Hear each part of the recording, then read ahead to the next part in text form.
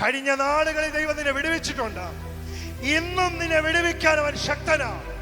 ഇന്ന് മാത്രമല്ല, നാളെയും നിന്നെ വിടുവിക്കാൻ അവൻ മതിയായവനാ.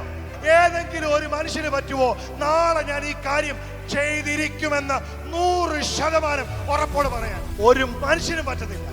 കാരണം ആമേ മൂക്കിലൂടെ എടുക്കുന്ന ശ്വാസം തിരിച്ചു വിടാൻ പറ്റിയില്ലെങ്കിൽ തീർന്നവിടെ. പക്ഷെ ഇവിടെ വചനം പറയുന്നു, അവൻ മേലാലും എന്ന് പറഞ്ഞാൽ നാളെയും നിന്നെ വിടുവിക്കാൻ അവന് കഴിയും.